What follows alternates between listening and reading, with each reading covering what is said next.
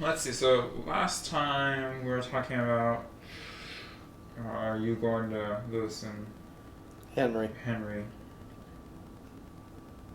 You did talk about the Presbyterian Church, so maybe you want to just pick up after that and I'll pick up after that. yeah. That was the very first project, of course. And I started on it right after late of 1960, and the project ran for 2 years because it was an entire campus. After that, an opportunity for the design of my favorite project, the St. Matthew's Episcopal Church, came along. And while it was not a monster project, in today's dollars would probably cost about $2.5 to $3 million, but there it was $360,000. That's the difference over that period of time of how much inflation has impacted construction cost. The significance of St. Matthew's was it gave me an opportunity to really do something that I thought would make a very bold statement that would benefit the users, the congregation. And the site where this building was to go was very, very difficult. It was a corner lot. And when I started designing, I started out with a traditional long nave where people sat on the two sides down a central aisle, which is what the seminary's chapel was designed in that traditional form. With the St. Matthew's, that didn't lay out very well or look right, nor did it seem to fit this congregation, who were very progressive people. And the minister there was a brilliant guy. He was in his last years of being a pastor, and he too wanted to make a statement. So I was so busy with all kinds of work, other projects at the University of Louisville and other places, that my time to work on design for this church was very limited. I only had a short window where I had to come up with the design. Did you propose the traditional nave first, and that they didn't like it, or you didn't like it? No, I actually never did present it except to Fred Lewis, who my mentor and my boss. Yeah. Yes, I talked with him about it. We talked about options and so forth. At that point, I didn't have a firm idea of what I thought it ought to be and how it would fit on the site, but I shared with him my concern about the long nave, and he concurred. He said it is going to be a problem, so open your mind and take a look at a lot of other options. Well, interestingly enough, in the middle of the night when I do design, or was doing design in those days, I had somewhat of a vision, I guess, relating to Bible stories in the Old Testament, which talked about a massive tent being over the most sacred documents in the Jewish world, and that was the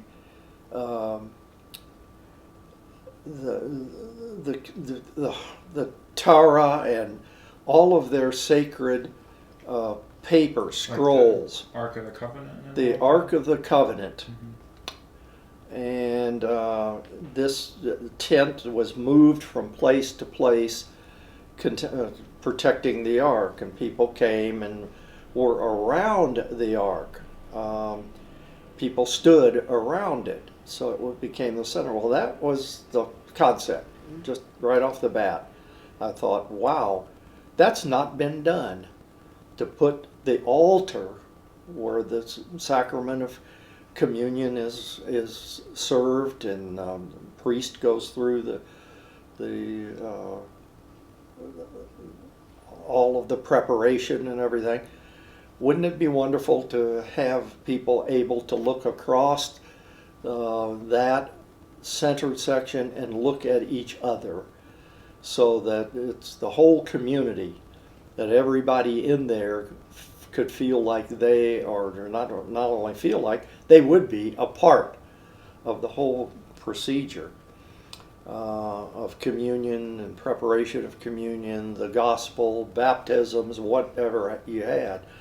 And so I created a platform in the middle that was up a riser, so that people could come and kneel against a railing and be served communion that way, which was the traditional way that the Episcopalians did communion as Catholics, and because they're in many ways in their services are very, very close together. So I sketched that up in the middle of the night, and by morning, I stayed up all night, and by morning I had the form for it, and it became a cruciform, that meaning it had 4 wings radiating out from the center of the church where the altar was. And people then would be seated in all 4 quadrants, so to speak. And I could open it up. I came up with a structural idea of how to form the roof, again with the tent idea very much prominent in my thinking. So again, I developed this undulating roof that was comprised of 4 main sections that all came together at the top. And it made an opportunity to do something very, very special visually. Interior with wood beams and wood decking, and the structure of what's holding it up. And then on the outside, a big roof area that I could use and experiment with materials. And Fred Lewis was a big help. He had been using, before I came along, he was enamored with a material called lead-coated copper.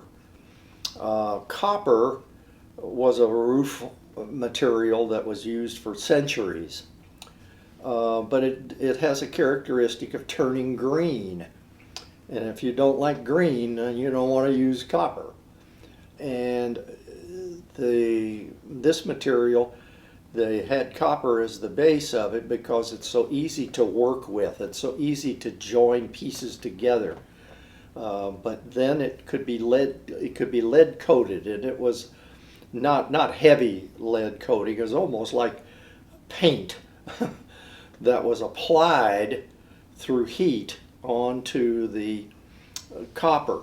The lead melts at a much lower temperature than copper, so it didn't affect the copper. You could put the lead on it, it would adhere to the copper, and you had a wonderful material that literally would last forever.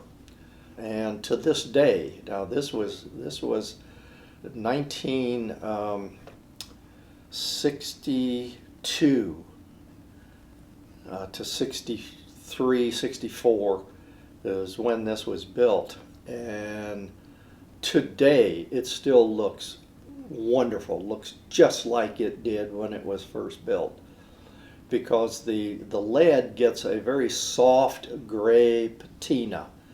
Instead of green, it's a nice soft gray. Reflects off of the sky, so it'll take on a very cool read. It's a very, very pleasant thing to see. And of course, opening it up with the 4 wings, it became very inviting, that as you approached the church from every angle, it was inviting you to come in. So that was just the whole thing came together so quick and with one concept that I've never ceased to be amazed as to how quickly that building turned into something that I still to this day is my favorite project. And it won a number of awards. Seems to be a very community-oriented or a communal concept. Very much so, and that's the way this congregation was. They had a very strong outreach program in the city of St. Matthews. And the city of St. Matthews is a suburb of Louisville, but you have people from all economic conditions, people that are, are not millionaires, and you have millionaires. So from that point of view, it was an ecumenical group and really worked hard at doing that and inviting people from all walks of life to come in and worship with them. That was the whole idea, hearkening back again to the stories of the Ark of the Covenant and people who came to see it and how important it was to everybody, no matter what their situation was. So what made this building your favorite, or what made this one so special to you of all the different things you did? I think because of how quickly it came from nothing to frustration of what am I going to do? I was up against a real tight deadline and thought if I didn't come up with something, somebody else is going to get it and do it. And so when the kind of vision, I keep using that word, but I don't know whether that's accurate or not, but something happened that gave me that concept, and I was able to develop it in a matter of hours from about midnight till 6 o'clock in the morning. And I had it completely worked out, and the structure worked out, everything about it. I was even starting to design all the furniture in it as well, so that when I went in to work that next morning to show it to Fred Lewis, it was pretty developed. I had elevations, I had sections, I had the whole thing worked out, which kind of blew him away. And of course, we then had to try it on the congregation. That was the next thing, and most important thing, to see what the reaction of the minister, number one, because without him being supportive of it, we couldn't have done it. And then the congregation itself. And there were a lot of skeptics in the congregation because they'd never seen anything like it before. There was nobody doing that. And interestingly enough, it was a forerunner of today. Church design all over is focusing on a centerpiece, a center of activity in the church, people sitting around it. Even the Catholic Church. Pope Paul, this is some 30 years later, decided that the Catholic Church needed to have more transparency about the Mass and what the priest was doing. Heretofore, all you saw was the priest's back, and you could hear him mumbling prayers, but that's about it, until he came and did a homily, which is their preaching. You didn't know what was going on. So the Pope, realizing this and wanting to have people more understand what the Mass was all about, made every church put out an edict that every Catholic church in the world would turn its altar around facing the people, and the priest would face the people. Now, not all of them was it practical to put the altar directly in the middle, but a great many did. And those that did were just thrilled to death with the response of the people.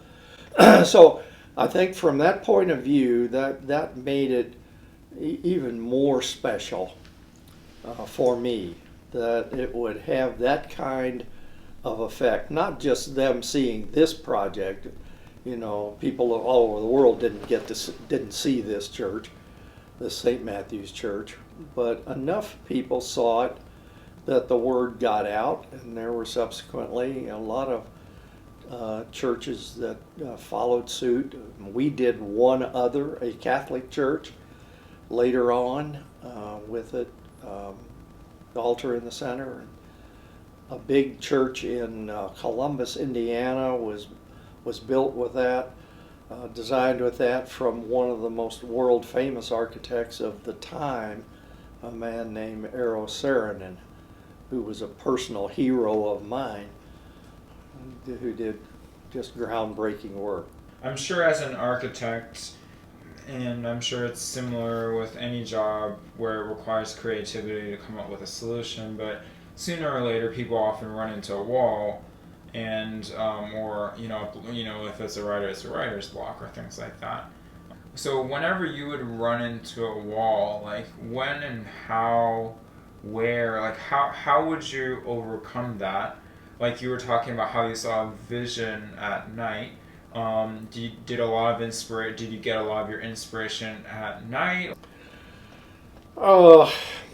Yeah, the reason the night was so prolific was that I didn't have any interruptions from other people that were working on projects, and with my position as the chief designer, the primary designer of the firm and all the projects, I couldn't do anything through the day. I was constantly answering questions or doing research for materials and so forth, and helping detail how the building was to be put together. I didn't have a minute to sit and design anything. So my head was full of other stuff. And if I tried to sit down and design with all of that whirling in my head, I would have the blockage. I couldn't do anything. So it was only until at night when my kids were in bed, because I always put them to bed every night and read them stories. That was important to me. But after that, I was relaxed and clear. Probably needed sleep, but on the other hand, that's when I could overcome any blockages and just be free to think about options, what I could do.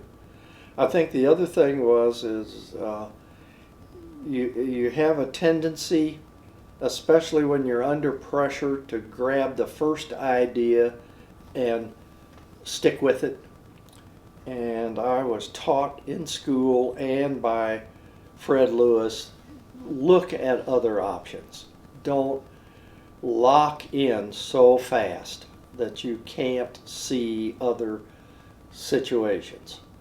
So that's hard. That's very hard to do, because most of the time, your first idea, you end up maybe coming back to it 9 times out of 10. Especially if you conceived it, if you will, and had all your facts together at one time. It was very difficult to throw that away and start over again and come up with a different idea. But I learned to do that, and that helped clear the mind.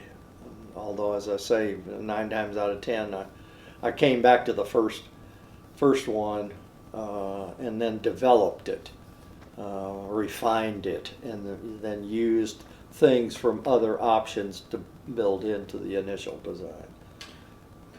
What kind of qualities do you think, or skills do you think, are important to being an architect? Well, What would you describe as the qualities that every architect should have, or a good architect should be? the most important thing is to listen. Listen, listen, listen. Listen to the client that you're going to do this project for, whatever it might be, and make sure that you ask them every conceivable question about why are you doing it? Why do you want to do this? And what's your purpose? How do you want it to affect everybody else that's here, that's working or playing or whatever, living in this facility? What's your idea for this? And how much do you want to spend?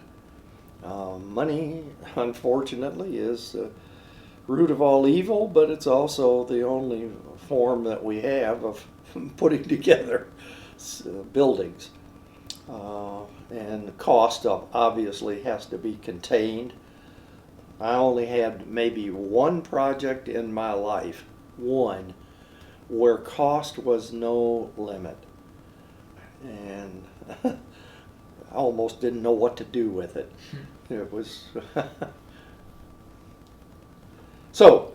To answer your question, that was it. You would being an architect is going to school the rest of your life. And that's what you do. Is you're going to school, and not only are you designing something, but you've got to figure out how to all put it together, and how much it's going to cost, and then all of the support stuff that goes in, like electrical and air conditioning and heating and plumbing and lighting. And lighting is critical. So all of those things are major factors that you've got to understand how they work and what you can do. You try to be as creative as possible, particularly with lighting. And on heating and air conditioning, some people like exposed ductwork, think it's avant-garde and neat. Most people think it looks like the inside of a factory and don't like it, so they want it hidden. And that's easier said than done. It's going to school the rest of your life. Who were the architects that you looked up to or that you aspired to be? I'm sure in the architecture world there were superstar architects or famous architects. Were there anyone that you tried to emulate or that you tried to copy or follow? Or maybe the opposite, like people you look at and you're like, oh, maybe I want to do it differently than this person, or I disagree with this person. The one I think I mentioned before, who did a beautiful church in Columbus, Indiana. Just a moment about Columbus, Indiana. Columbus, Indiana is a mecca of contemporary architecture. It is a showcase unlike any place else in the United States. And it was created, the money came from the Cummins Diesel Company, who make big diesel engines for trucks all over the world. Well, their owner was a man named Irwin Miller, and he was an architect, an architectural connoisseur. His own work, his own buildings and so forth were all designed by top architects. And so he offered to the city of Columbus, Indiana, that he would pay the design fees if they would agree to hire the very best architects without, it didn't have to be U.S. architects, it could be anybody in the world, and he would pay the fee for them. And so what happened is Columbus is an absolute showcase. Well, the one that I think did the most important work at Columbus, his name was Eero, it's strange spelling, but he was Swedish, Saarinen. And his father was an architect and the dean of one of the prestigious architectural schools in Cranbrook Academy in northern Ohio.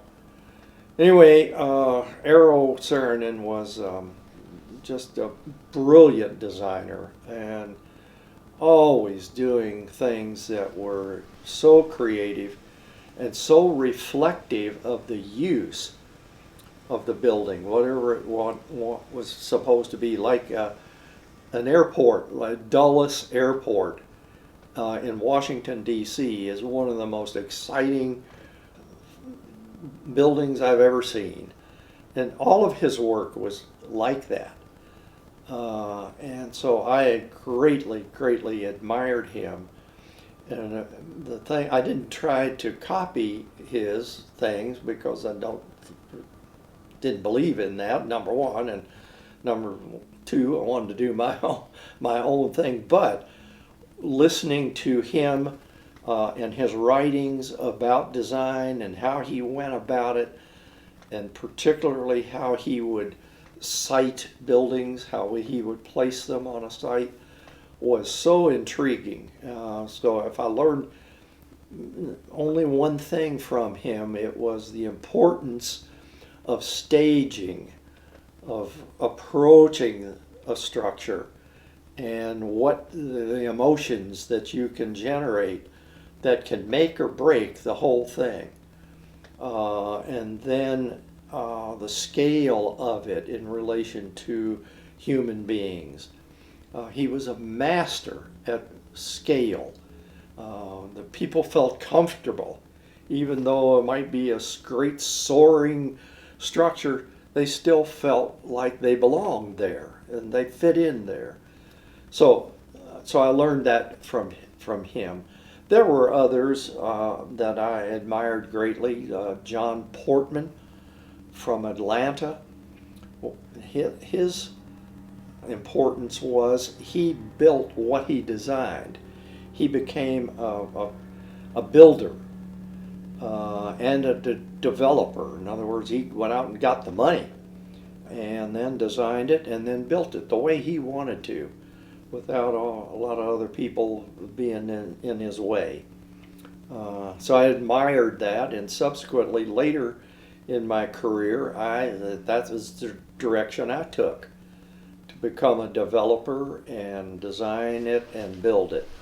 And it was probably one of the most satisfying things I ever did. So I had learned a lot about that from John Portman. That brings in a good question. Artists are often in conflict with, a Patreon or there's a lot of limitations in time and budget and requests and different things like that. And oftentimes artists cannot do what they want to do. Were there ever any conflicts in your life where you had a vision and that was not what you were not able to carry out or do that because of restrictions? Yes, there were some situations like that. Yeah, and that's just reality. That's the world that we live in.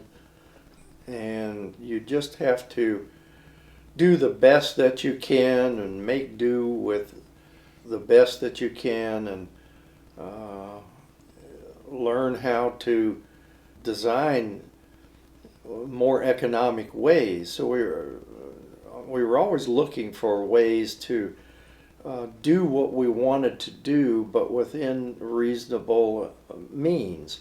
For example, one of my major things, even in school, that I believed was a key to doing buildings more economically, and that was prefabrication. The idea of making parts in a factory somewhere where you didn't need skilled labor like you do outside. You didn't have problems with heat and cold and rain and so forth. You were undercover, protected, and you could lay everything out nice and flat and then pick it up. So it made working on things much, much easier, and you could make components to do anything you wanted to do. Complete bathrooms, complete kitchens, complete rooms. You could make them totally prefabricated. And there was an architect in Toronto called, his name was Uten. That was his last name, Gunnar Uten. Did for a World's Fair a whole community of prefabricated units that looked like shipping containers, and he stacked them up in very, very dramatic ways, changed colors on them, would organize them around a core, elevators and stairs and so forth that you had to have. But it was very, very, very creative, and all of those were made in a factory and shipped to the project, lifted up into place, welded down or bolted down to the frame of the building, and just ingenious. And I was a firm believer that wherever we could do that and use that methodology, we could save money and time. And anybody that doesn't believe that time isn't money, and they don't know what they're talking about. Time is the biggest money eater that you have. So was there pushback against those ideas that you were? Yeah, people, because that was very contemporary. And unfortunately, so many people have had a vision of architecture that goes back to the Middle Ages. Building out of brick and stone, piling it all up, buildings that, with columns, with shutters, with classic columns, all of that. They don't know why they like them, because the reason they like them is they've been exposed to it all their lives. Because you can go back hundreds of years and see that stuff. So contemporary ideas were thought to be cheapening the project, but yeah, you were able to deliver for less money, but you weren't cheapening it. But that was the hard sell. People didn't believe that. They thought you're cutting corners. It doesn't have the classical aesthetic that we have seen on buildings all over the world, and we like them, we think. When I would ask the question, they couldn't really tell me what it is that they liked about it. Now, that's not to say that that wasn't important, and it is important. You always learn something from history. But when it came to the prefabrication, it was a problem selling it. The other problem we had was building code officials. Every community's got building codes that are dedicated to the life and safety of the people that live there, work there, play there, whatever they're going to do. So life safety, if you will. And they didn't believe that you could build in all of the safeguards that you could in traditional forms of construction. They just had closed minds to it because they didn't know any better, and they didn't want to go out on a limb, even though you could prove it, show them, test it, do all kinds of things to satisfy those concerns, they still would back off. We did a project that was a national project that was built around that idea of prefabrication. It was called Operation Breakthrough, and it was done in the late 70s. And there was a Secretary of Housing and Urban Development whose name was George Romney. George Romney had been governor of Michigan, was a big General Motors guy, came out of General Motors. So he was a very creative guy, and because of his background, he believed in prefabrication, bringing together component parts that would be better than what you could build in the field. So there were 11 projects across the United States, different major cities, and we applied to get the work on. The only part that was open to us was the site development, and that was a big deal, because usually there were several hundred units that were built in these various cities. So one came open for Memphis, Tennessee, and we applied for it, interviewed for it, and we got it. We had put together a team of landscape architects and planners and architects. And so we got the project. And then we were assigned 5 different manufacturers who were going to make these component buildings. Names were GE, who was a big one in believing it, and there were a bunch of others that were involved in it. They were willing to do experimental work and developing these prototypes because HUD, that's Housing Urban Development, was going to guarantee financing for projects that utilize these systems. They were going to allow for below rate mortgages. So that was very, very appealing to developers. Anyway, we started down that road, and our job was to develop the site and work with the various people doing these elements and agreeing that here's where we're going to put them on the site, here's how they're going to function, how we're going to get there, parking, well, da da da da da da da. Well, all of a sudden here come the code officials, and I'll be damned if they didn't scuttle almost all of it. 11 different sites ended up being stick built, meaning built in the old traditional do it in the field from scratch methodology. One of the greatest opportunities this country has ever had to develop something that would have been earth-shaking. And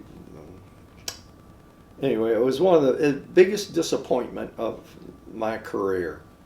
Not that I had anything to do about it. We fussed a lot about it, but they ignored us, and consequently, of our site, there were 5 initially. Only 1 ended up with having prefab units, and that was GE. And GE really believed in the idea, and they were strong enough financially that they told these people, look, our testing proves that these meet code, and we're going to build them. And you can fight us all day long, but we're big enough that we got plenty of lawyers, and we will succeed. And so they had guts enough to stick with their guns and do it. But they were 1 out of 5. Everybody else capitulated, gave it up, walked away. And they were stick-built stuff. So, an opportunity of a lifetime. I have another question. Well, I have lots of questions. You know, you have been an architect for over 50 years. What is something that you think is being lost in contemporary architecture? Something that they did better 20 years ago, 50 years ago, 1,000 years ago, I have no idea, but something you think that they did better in the past that you think is being lost today, or that is not enough focus is being placed on something? Well, it's pretty much what I just said. Something contemporary doesn't fit the standard mold. It doesn't look like other stuff. It stands out. It's unique. And that still doesn't fly. The only place that it does fly are in the big cities with skyscraper buildings. Their high level of contemporary creativity is being done. The only building type like it. Everything else, at the end of the day, reverts back to stuff that's hundreds of years old. And it's because it's unique and different, and you're the only one in a block. And I built one of these. I built a contemporary home in the middle of pseudo-colonial stuff. And people, the whole subdivision thought, this is crazy. Why do you want to do this? It doesn't have shutters. It doesn't have columns. Your roof is doing weird things. All this glass. Oh my God. On and on and on and on. They never ever understood it. When it came time to sell it and us to move on, took 1.5 years to find the right person. People that had an interest in contemporary architecture. So that's to answer your question. So we talked about, after the Presbyterian Seminary, we talked about the Episcopal Church. Episcopal Church, that's right. Yeah. Shall we pick up from there? Sure. Yeah. Because at the same time, with my left hand, I was beginning work on several major downtown heart of the city buildings. One was the new federal office building. Throughout the country, they were consolidating.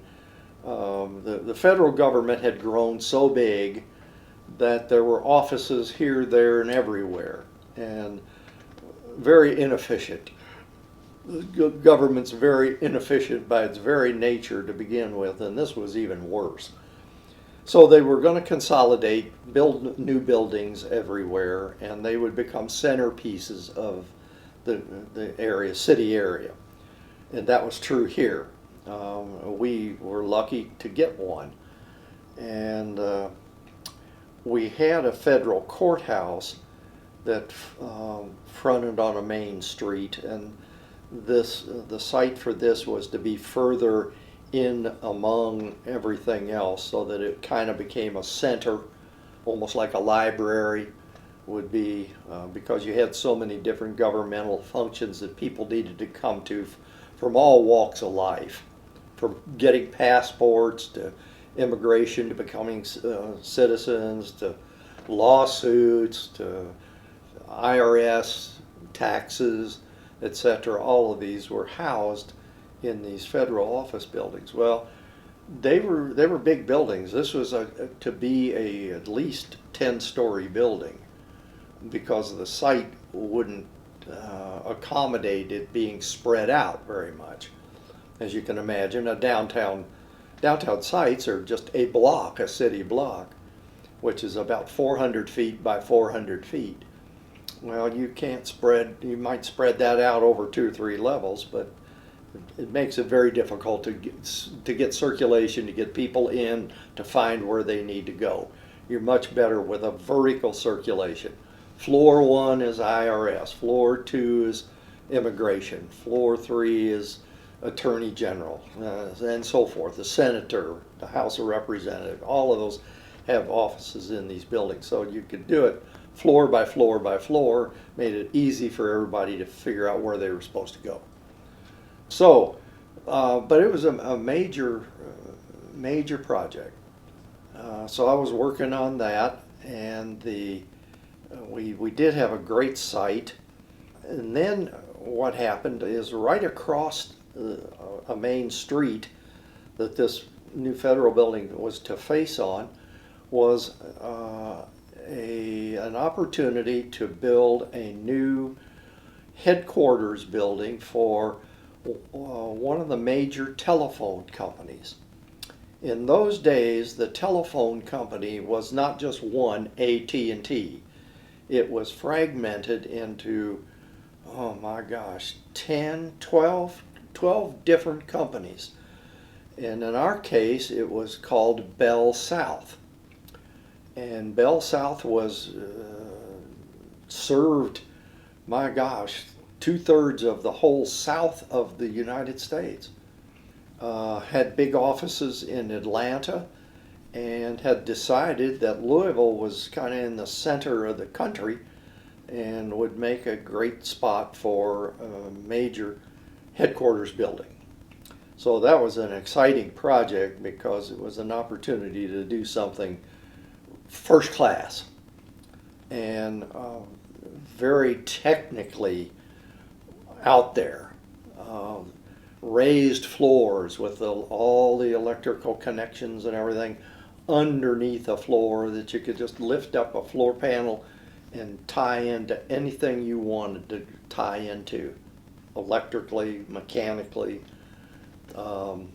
every way, shape, or form you could tie in. So fascinating technology, on the cutting edge of technology in those days. Computers, and just everything. It was really, really exciting. Plus, a lot of people came to these buildings to pay their bills or to get new phones, to get phones installed, all kinds of things. So it was a very people-oriented building as well as a technological marvel for its time.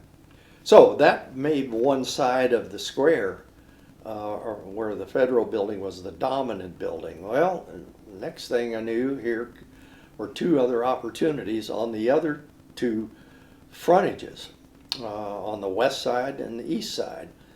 And one of them was a major television studio, WHAS TV. It was owned by the Courier Journal. People that owned the newspaper wanted to get into radio. Well, we're into radio already, but not television. And television was just coming of age at that point in time. Now we're talking early 70s, late 60s, early 70s. And so we had the opportunity to design the television studios. Very expressive building, very contemporary. The owners were very contemporary people, and so we had a lot of fun with that. And big studios, and so that they could put on full-scale stage productions in those studios. They were so big. They anticipated, I think, a development in television that would be local and have local programming that could, tell big stories and so forth and so on. That really didn't happen. The networks came into it, and it all ended up in Hollywood, in New York, and Atlanta, in separate facilities that did movies. So the television studio, the one that we did, was huge and had all these big studios, but they were never really used to the way they were designed. It was interesting. It was, again, the technology was just starting out. Color TV had just been introduced, and so this facility was on absolute cutting edge in every way, shape, or form for television. And so subsequently, it's remained one of the major ones. It had an affiliation with ABC, one of the major networks. And then on the other corner that was available, that would be facing this main square with these 4 buildings around it, was a small building. It was just a 4-story building that was an office building for a company that was a collection agency. People who were delinquent on paying their bills would come under fire from these people. It was their job to coerce you into paying your bills. And they could take you to court. They could make your life really miserable. So it was interesting because I knew nothing about that kind of a business. I had no idea, how they went about what they did. And I'm telling you, you didn't want to mess with them. These guys were like bounty hunters, and they had every trick in the book to force you to pay your bill or face the consequences, which could be very severe, take you to court. And what little you might have left after you paid your bills, they would get that too. So anyway, it was a nice, simple little building that didn't compete with any of the others, but just fit in very nicely as a backdrop building. So it was fun to design it with that in mind, that it wasn't a Bell South, it wasn't a WHAS, and it wasn't a federal office building. It was just an office building. So that was fun. Never got another real opportunity to do anything of that scale, or that opportunity to do it affected 4 city blocks, one on each side. And so you don't get many opportunities like that. At the same time, we were doing a lot of work at the University of Louisville. The University of Louisville was still a private school, was not affiliated with the state of Kentucky. It was private, and they could do kind of what they wanted to do without being beat up by Big Brother, the state. And so we did a lot of really innovative housing out there, dormitories that were state-of-the-art, really nice rooms, nice furnishings, core areas where students could study. We had study rooms all over the place where they could get out of the room because they were two-person rooms, most of these early ones. Later on, we had four-room suites, and that's the norm today. Is the 4-room suites, which I think is a better concept. Anyway, what we did do was to provide spaces, and this had not ever been done. Provide spaces for studying, that a guy could get out of that room and go by himself, or go with some of his classmates so that they could study together for a test and so forth. But lots of opportunities to do that, to get out of the room and get away from it without having to go to the library all the time. And then after we were doing a lot of those, the state made an overture to the Board of Trustees, and the Board of Trustees said, we're having difficulty raising private money to keep going, keep expanding. We need state help, and they folded. I think it was a terrible mistake, but nevertheless, that's what happened. It came under the state system. Well, that did open the money boxes, tax money from the entire state, and we were able to do big projects at the university, such as the library, Ekstrom Library. The name Ekstrom was a dean of the college library system. Really wonderful man. So we were able to do a massive new library. From that came another big science building, and the creation of a major quadrangle of open space with wonderful old majestic trees. So instantly you had a developed site that was really wonderful to walk in, lots of shade, neat place to walk in and be seen. And so then after that we did another building. So we did 3 sides of this big quadrangle. So that was fun, and that kind of set the stage for future developments, all of which took that same concept of grouping buildings around open space. So the University of Louisville is, while it's an urban campus, part of a city fabric, it is much like a great big park because of the big open spaces and the buildings wrapped around it. It was very efficient use of land, and a lot of the buildings were very well done, creatively done. So that was a good thing. If you could point your finger at any one thing about the University of Louisville that came out of that merger and being taken over by the state, it was the opportunity to do kind of creative planning.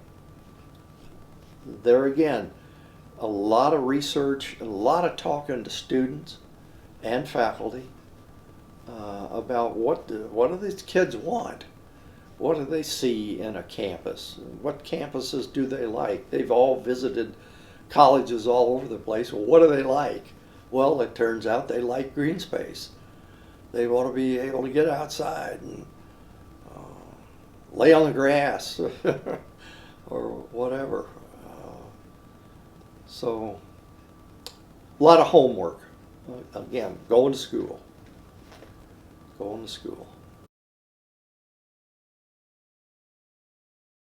So the federal building. And so now by this time your company had started to do a lot of these different projects and it was getting larger?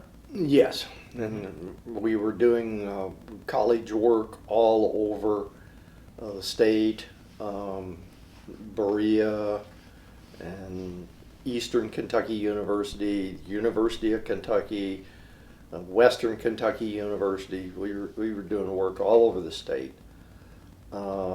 We also were doing work for South Central Bell all over Kentucky and Indiana and Tennessee. So the practice had grown, and we acquired another firm, and in that firm was called Wagner and Potts. They were the principal architects for the phone company. And so when we acquired them, we got all that work. And it was a very lucrative contract because they were doing work all over the place. Work buildings, other kinds of office buildings, smaller office buildings in virtually every community in the state of Kentucky. So from one end of the state to the other, north, south, east, and west. So that was going on like gangbusters, and so we grew from about 15 people to 45 people in the space of maybe 2 years. With all that work. And so it was pretty exciting time. Fred Lewis and Reed Henry, the two founders and main principals, had decided that they wanted to gradually transition out, retire, if you will, and so to set up a succession within the firm. And so there were 6 of us that were named associates, meaning junior partners, and we gradually took over the business, and the 2 of them started to back out. It was a very logical and well done plan that they had for succession. Worked great for them because they got their money out of the business. It worked great for us because then we could move into the positions of control and so forth, which we did. So out of that, I was elected president. This was in 1974. Was there any conflict within the organization?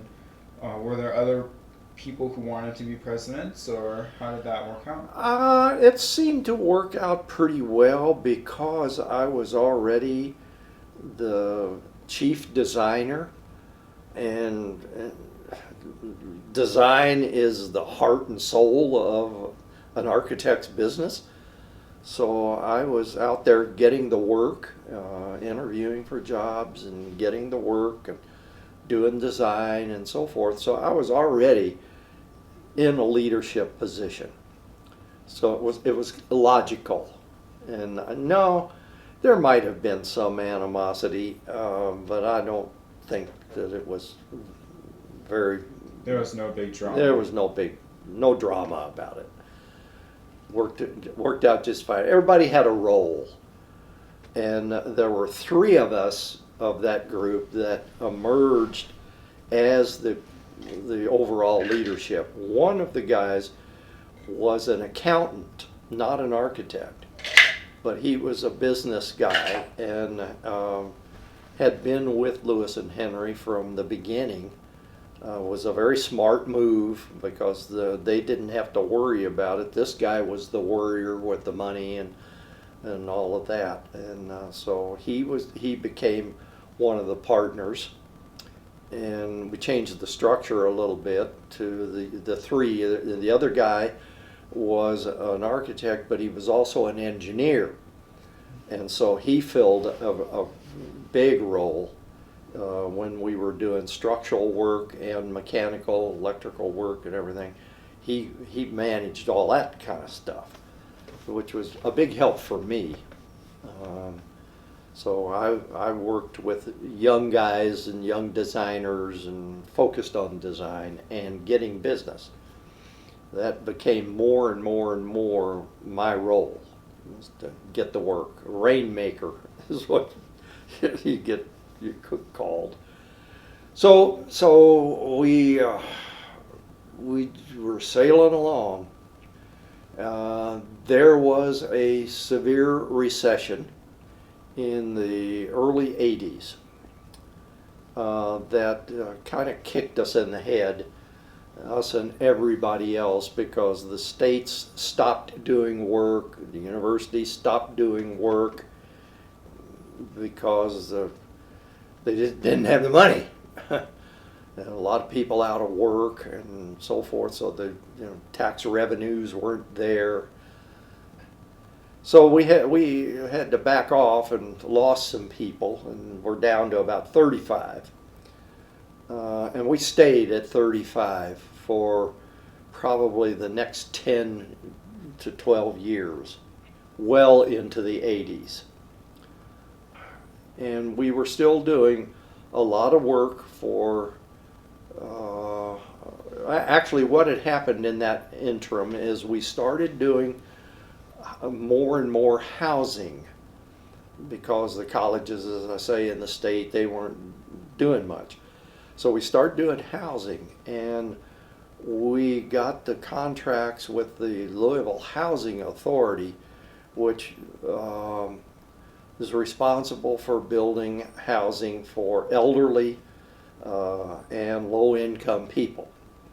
And so the projects that we did were huge, big buildings. Dosker Manor, Avenue Plaza, there were 4 big towers, 17, 18-story buildings that were developed for housing.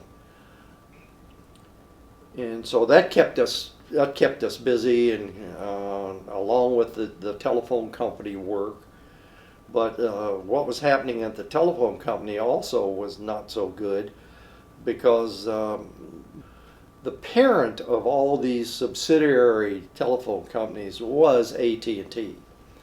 And the federal government decided they were a monopoly and that people were paying too much for phones and so forth, and stepped in and broke up AT&T, made everybody sell off the different companies. And that was one of the stupidest things that the government of this country did. Step in and begin to meddle with private business. They screwed it up royally. And instead of saving money for consumers, your phone bills quadrupled. It was just a sad, sad thing to see. But the thinking in Washington was all anti-big business, that it was hurting the little guy. But it was a tough time. It was a very tough time. Finally, we were able to hang on because we had diversified, just like people with investments. You need to diversify. Well, we had. Maybe not far enough. One of my regrets is that we didn't get into hospital work. We had done a couple, but not much, and didn't seem to have much interest in it. In retrospect, that was a big mistake. I should have seen what was coming with health care in this country, and where the money was going to be. I didn't see it soon enough to react to it, to get people in the organization who knew how to design hospitals, because they're very, very, very specialized, incredibly specialized. So you really had to go to school to find out how to do a hospital. So anyway, the work shifted to housing, and we were doing that kind of work all over the place. We then went after a project overseas in the country of Turkey, where there was a huge NATO base, an air base, where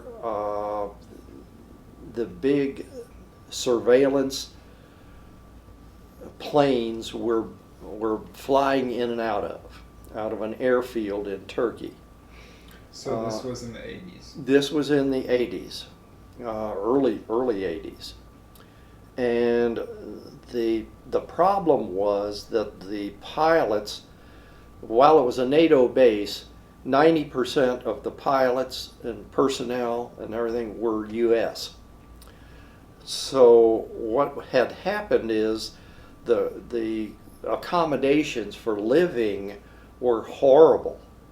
These pilots, who were the cream of the crop, the top of the pecking order within the Air Force, all of those guys were living in old trailers, little turtleback trailers from World War I and World War II, and Quonset huts, which were just storage buildings that had been turned into barracks. Well, the pilots had a rebellion. They said, "You want us to come here and spend 3 years of our lives flying these high-flying planes that could get shot down at any time, because this is the height of the Cold War between the United States and the Soviet Union, the very height of it.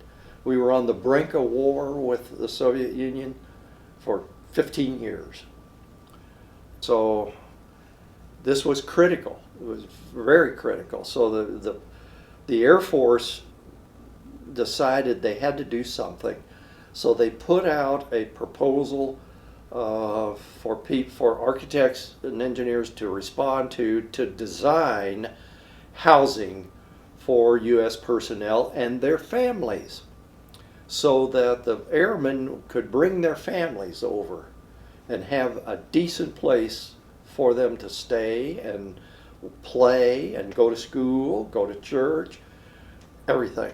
It was to be a virtual city with 750 houses as the nucleus for it, and then all the different ancillary facilities that you need to accommodate. If it was 750 and you had a family of 2 or 3 or 4, you're suddenly talking about 10,000 people. And when it was all finished, that's about how many they had over there. So interestingly enough, how we found out about it was this air base was in a city called Adana, where the structural engineer that we were using, was a native of that. He was from Turkey, was a U.S. citizen, had gone to graduate school in the United States. He was a terrific engineer, really brilliant guy. And his family called him up and said, hey, the U.S. is going to do this. You all need to take a hard look at doing this. So we talked about it, and we thought, well, who are we going to be up against? What's the deal here? Are we wasting our time? This is over in Turkey. How are we going to get this? Well, it turned out that we found out that, which was common knowledge, we didn't do any spy work or anything. We found out it was mostly German and French and some Turk engineer and architect companies that were going to submit in this competition. And we talked among ourselves and we said, wait a minute, this is for U.S. people. They don't know how to design for U.S. people. We know how to design for U.S. people. Let's go for it. So we invested thousands of hours and money to come up with a big master plan for the whole place and all the housing. And here's where the prefab idea was one of the main reasons we got it. And I'll talk about that in a second. So we did all the design work, and the Air Force reviewed them, and the general, who was the top guy in the Air Force, took one look at ours and said, here, this is it. This is a design for U.S. people. And that was the end of it. So we were selected. What we had come up with was a precast. These buildings had to be resistant to earthquake, because Turkey is one of the countries of the world that is in their own ring of fire. A lot of volcanic action. Earthquakes are daily. In many ways, they're very much like Japan and the Pacific Ring of fire countries. Turkey is just like that. And so the buildings had to be able to withstand earthquake as much as possible. But secondly, they also had to be able to withstand military attack from the Russians. Bombings. These buildings had to be built like fortresses. Well, that meant your material selection had to be concrete. And again, we took a hard look at Turkey, found out that they really don't have any wood that's readily accessible that is the kind of wood that you make studs out of and other building material for structure. They didn't have it. They had exotic woods like ebony and walnut and all these other beautiful woods that you use for cabinetry and so forth. But their buildings were all out of masonry, brick and block and concrete. Well, the thing about not having any wood was you couldn't have form work to form concrete vertical walls and floors. So we said, how in the world can we deal with that? They don't have the wood, they can't do forms, and they don't have the skill to do it in the first place because they never have done it. So what can they do? Well, they could do flat cast. So we came up with a system of being able to cast walls and floors and everything flat, and then lift them up into position like a house of cards, welded, cast welding plates into them where you could get solid welds all the way around it, and that made a very rigid structure. Earthquake, the whole thing moved. It wouldn't collapse. Bombing, same kind of thing. It's going to stay there. Might rock, but it's not going to collapse. And so that was the key to it. The Turks could do that, because that was one of the conditions. You had to use Turkish contractors. And we teamed with a Turkish contractor that was a school mate of our structural engineer when they were young. Went to college together before our guy came to the States and went to graduate school and so forth. So he knew this guy, and this guy was a very, very capable contractor. He had done some big works. He had done some big bridges, which are very, very complex. And so we knew he could do this. So we teamed with him and developed this system. And so all they had to do was have a crane big enough to pick these things up. Because at the end of the day, you had to pick up, they were going to be just 2 stories, although we did have a couple of buildings, like a hotel that was 6 stories, a couple other buildings that had multi-stories in them, but not too much. So it worked out really, really great, and they could get a big crane, and so we were able to get it done. And it expedited the work tremendously, because you could have stuff being poured all over the place and lift it up. You could put up 15 or 20 of these in a day, moving that crane around. So it was slick. It really was a slick operation, and just went beautifully. And the Turks loved it, because it was something they could do. Now, what we did on the inside is we came in and put a thin coat plaster over the concrete, and then used a lot of these exotic woods that were available to do beautiful cabinetry, beautiful doors, casework and everything. The insides were really nice, better than what we could do here. Because here in this country, that stuff's so expensive. It's hard to do it. But there, it was cheap. God, you could get walnut that was absolutely beautiful for a fraction of what it is in this country. So it turned out really, really great. And we tried to get more of that. Other Air Force bases, Navy, and we ran into some of the same old crap that we had before of, is this really going to be stable? Is this really going to have all the electrical in it? And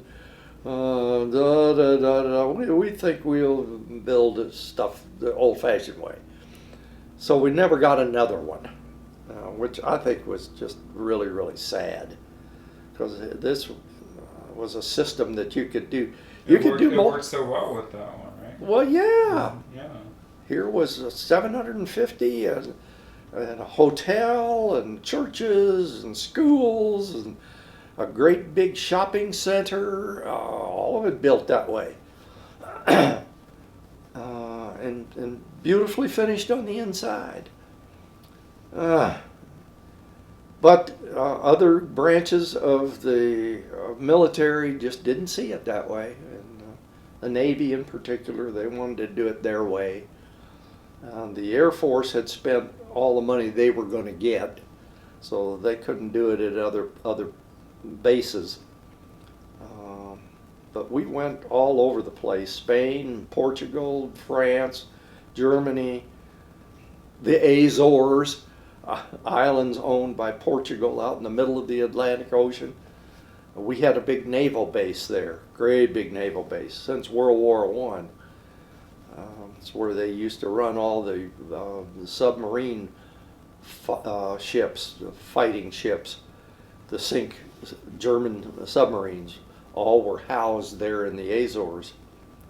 So we had a lot of people there, hundreds, and needed housing for the same reasons. And anyway, we never got any more of it. It was sad. Let's see. After that, yeah, tell me about the AIA. That just began to start in about I had joined the AIA in the early 70s.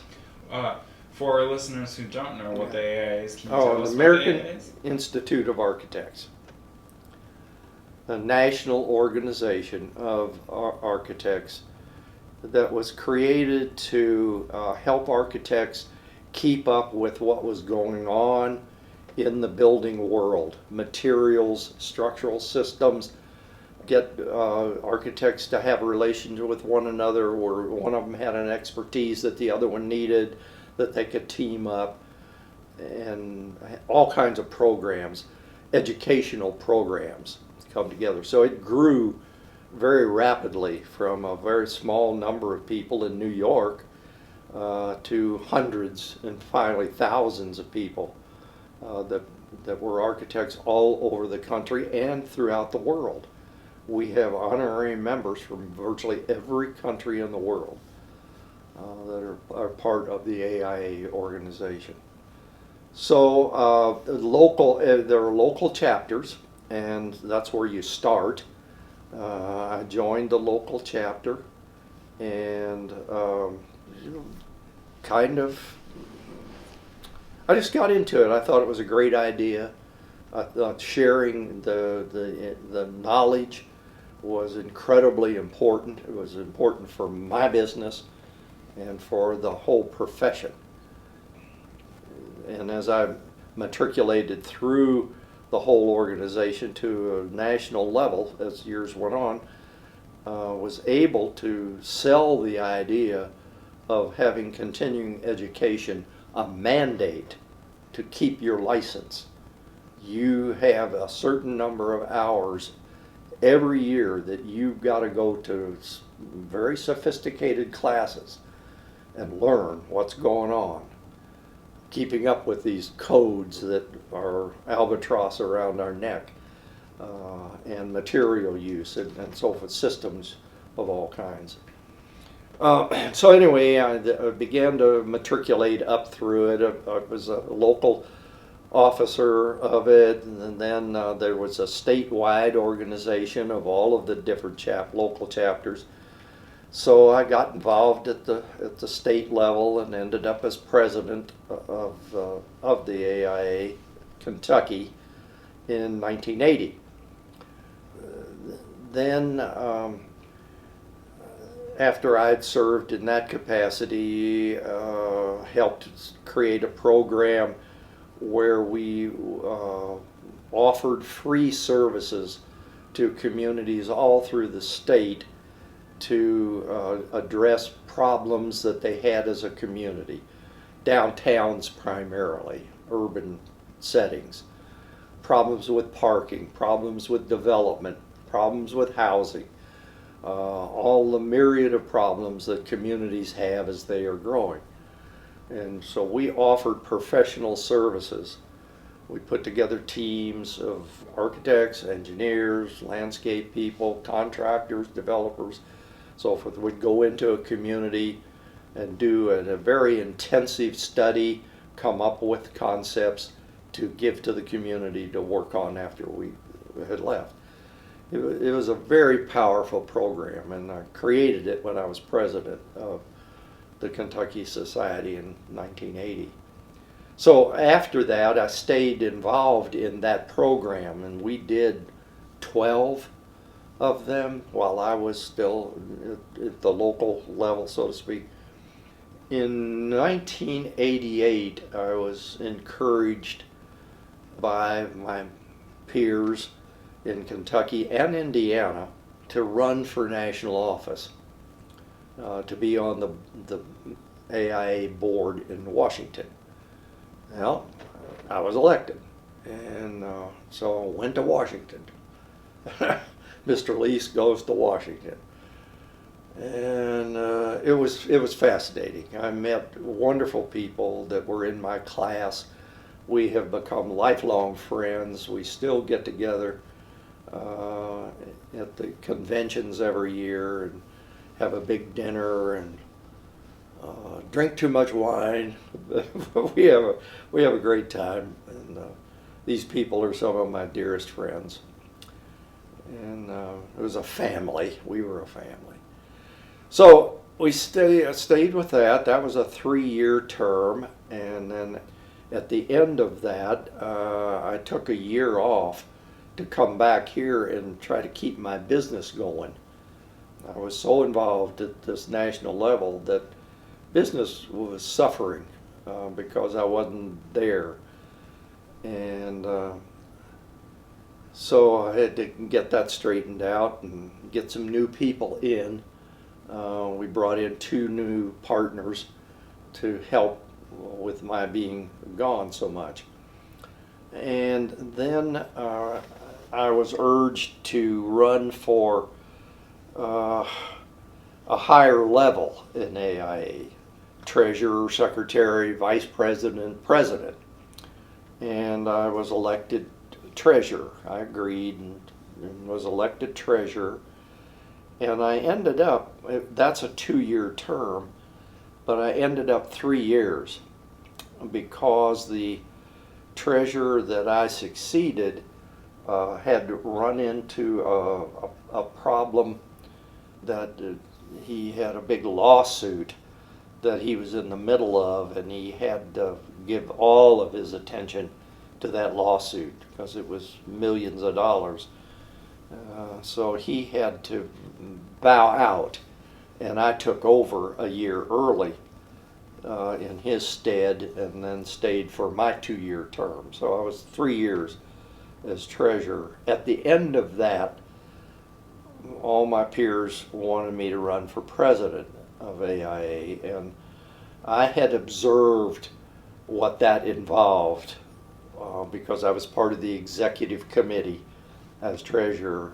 I saw how much time it took, and it was 100% of your time to be president of AIA. You traveled all over the world, all over the country, and you didn't have any opportunity to ever do work in your company for that 2 years, actually, as vice president, president-elect, and then president.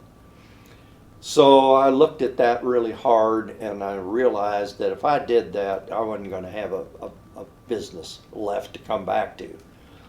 So I said, I can't do this, and that was it. I retired from the executive committee. Now that was, let's see,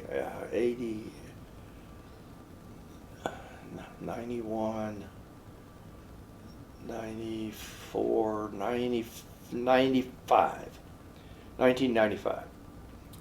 And I came back, and we were going through yet another recession in the country, and had to cut back again. Lost personnel, By that time, AT&T had become so fragmented that they weren't doing much work anymore, so we didn't have much work there, which was a bread and butter amount of work. And then competition to get work was fierce because of the difficulties of the time. And guys, other architects were taking jobs at losing money just to keep their people busy, break even or lose money. And we decided we weren't going to do that. And I got into a fight with the state government over it because all they were interested in was kickbacks to support their people running for offices. It was a terrible time. It was really, really the most difficult time of my career. So gradually, there was less and less work. Tell me how that got resolved. We decided I'm talking about the conflict with the state.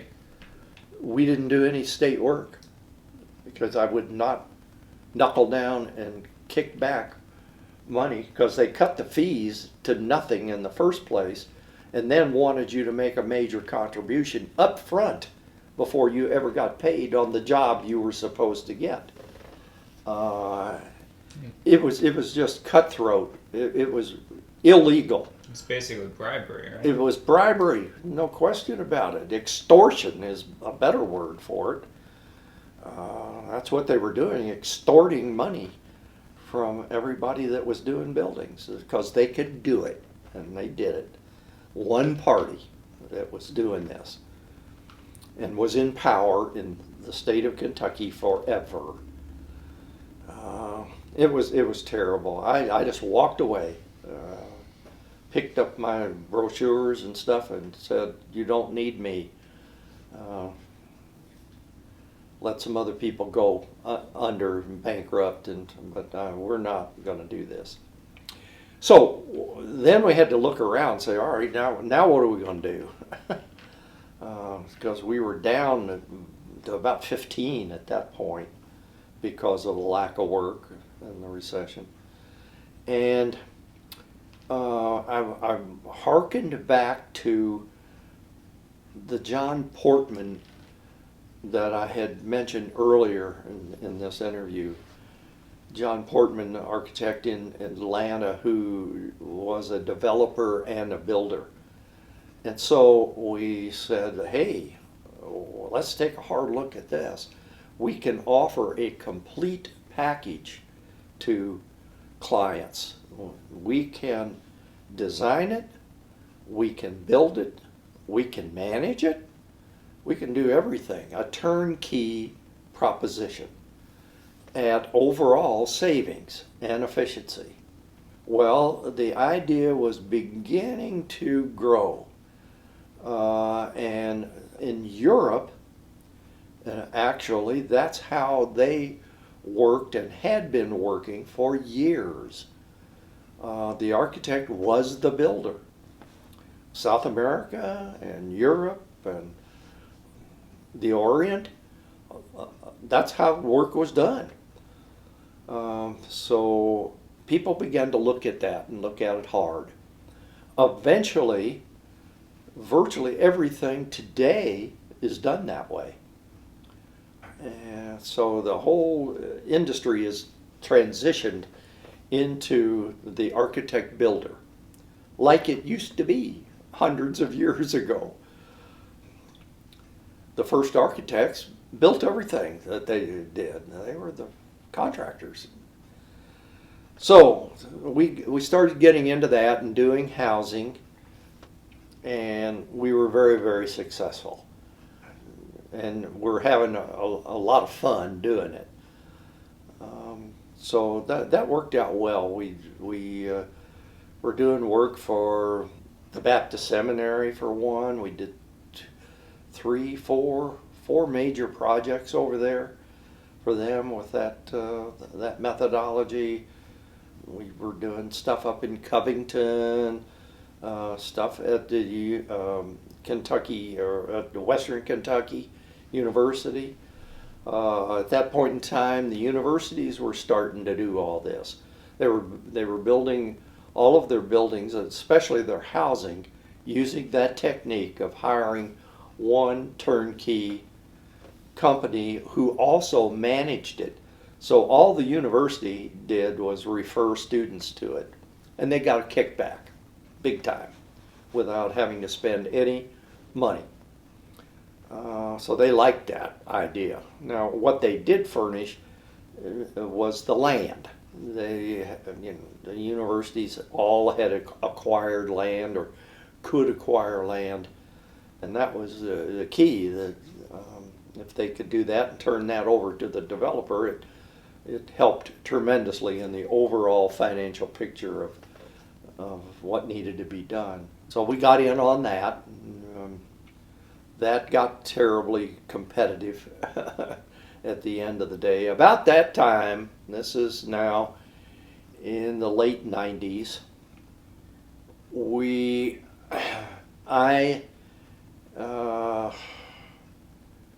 my wife, your mama, your grandmother, her health began to fail very badly. So in the year 2000, as we turned into 2000, I had already started the whole process of retirement out of the Lewis and Henry. And I sold all my interest in it to younger guys coming up who then took over or running the company. I became a developer at that point, builder, developer, and got out of the architecture business per se, except to oversee the design of our projects. And one other partner decided that he liked that idea and wanted to be part of that, so we joined forces, and the two of us began to do that kind of work. But I also had to, I couldn't spend all the time doing it because of the health of my wife. It was very important to me to take care of her, and she needed a lot of care. We still, interestingly enough, we're still part of the AIA. And an opportunity there came about that I would have time for, and I thought that my wife would be able to manage and go with me because it's a small group, and that is the highest honor that a member of the American Institute of Architects can achieve is to become a fellow of the College of Fellows. The College of Fellows is the cream of the crop of the architects. Of 50,000 members of the American Institute of Architects, 2,000 are fellows. So it's a very, very high honor. And they have a hierarchy. They have an executive committee. They don't have a great big board of directors or anything like that. They have 4 people, a treasurer, a secretary, a vice chancellor, and a chancellor, who's the leader of the group. They all 4 are involved. So there's just 4 people, and their families, wives. It sounded like something I could do and stay involved because I thought it would benefit the profession. And benefit our region, our 3 states here that I represented, which was Indiana, Kentucky, and Ohio. The AIA had merged us together as a new section, so that was neat. Anyway, I started out as secretary, and then that was a 2-year term. Then became vice chancellor and chancellor. So by 2005, I had reached that level of chancellor. And we had had a wonderful time going to all over the country to see other fellows and organizations within the American Institute of Architects of fellows, and what we were trying to do to better the profession, give back some of the knowledge that we had acquired, because the college fellows had some younger people, but most of us were in our late 50s and 60s and 70s. So we had a lot to give, and we did. And we created we raised a lot of money and created a program of research and development for the architects of the American Institute of Architects. We raised enough to be able to do $100,000 every 2 years for a project that we thought would enhance the profession and the knowledge of planning. It covered the waterfront. We did all kinds of things. Awarded this for all kinds of things. Some of the most interesting were how people think. We got involved with a program that was developed by Jonas Salk. That name may not ring a bell, but Jonas Salk was the man who developed the vaccine for polio. Was a worldwide figure, but he had a great interest in how people thought, how people visualized things, all of which would be incredibly important to architects, to be able to have knowledge of how you can help your clients see things and understand space and color and form and structure and all of these things. Here again, you're a student and a teacher. So that's how my career ended, was staying involved at that level. Nationally, and even for years afterwards, I was still involved till about 2007, 2008. And at that point, we were still doing some development work, so I was keeping busy with some of that. Lewis and Henry had shrunk down to very small. Had a half a dozen people, and looked like it wasn't going to survive. The folks that were running it at that point, whom I didn't have anything to really do with, I didn't control them. I had sold out 10 years before, but it was sad to see it go down. They just didn't have anybody who could get the work. They didn't have a rainmaker, and if it didn't come walking in the door and give it to them, they didn't get any work. Most of the work they were doing was our work as developers, our projects, and that was about all they were doing. Well, they weren't going to survive with that, and didn't.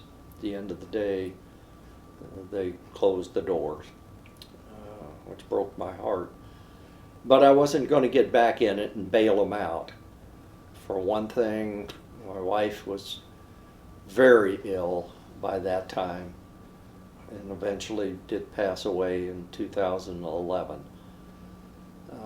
At that point in time, I'd had enough of all of it, and did really retire finally from virtually everything, except one project that we had acquired from the Southern Baptist Seminary. Is a big housing development called Village Manor.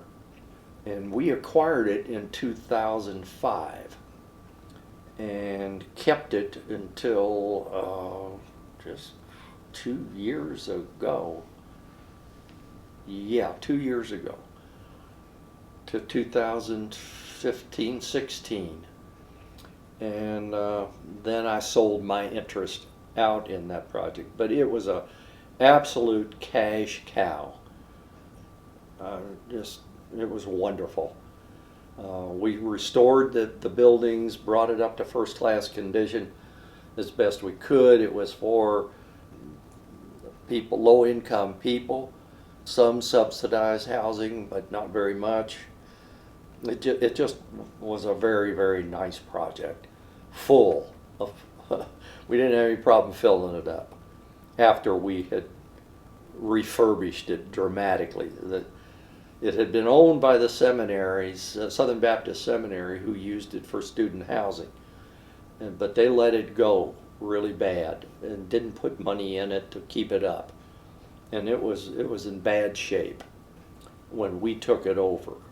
We were able to acquire funds through HUD and their housing program for elderly and for low-income people, and we were able to sell bonds and get tax credits. It was under a tax credit program that had been created to encourage developers to take these places over and get them back in first-class condition. Because what was happening is they were all running down and just weren't being kept up. So this made it possible to do all that. And so once it was full, it began to turn huge profits, which I was able to take. And then when I sold my interest in it, I had the nest egg that I needed to survive in retirement. So that kind of brings us up to almost to date. It was very enjoyable. I still have some interest in facilities over there at the seminary that we did on a design build basis. I'm trying to get out of that now, have the seminary buy us out, and hopefully that's going to happen. And then I'll be free of everything, which is what I want to be. I don't want to have any of that hanging around my neck anymore. Tell me about your relationship with your wife, the first few years of marriage, and how that evolved over time. Well, I was still in college when I met her, and we went together for a couple of years, decided that we were deeply in love and wanted to get married. She was working. She did not go to college. She could have, but she didn't want to. She really didn't want to. She was more interested in becoming a wife and a mother.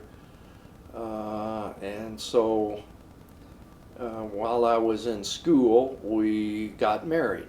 It was at the University of Cincinnati, and she moved up to Cincinnati, and we had an apartment there just off campus. That was really a neat place for us. It worked out really great. And the last year we were in school, Susan was born. We didn't plan that. Quite the opposite, but somehow that's what happened.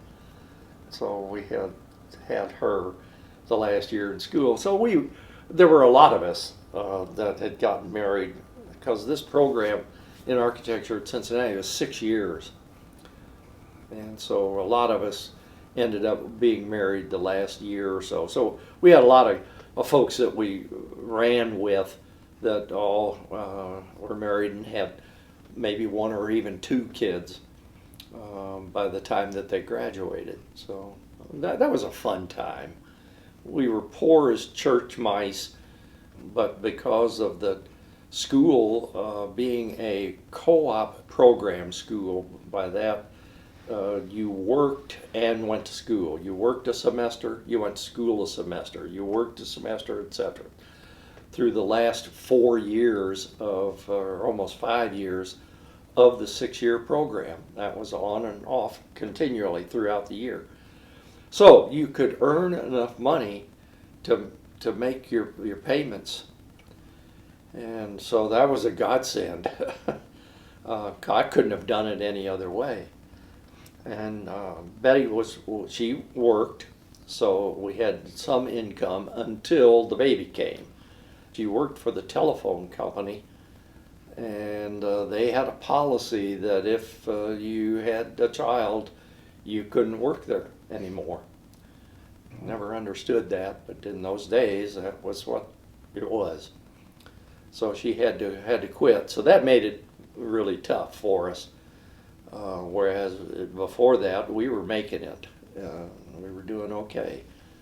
But after that, it became tougher and tougher and tougher. So we developed a real partnership, a real bond, because she went through the last 2 years of college with me.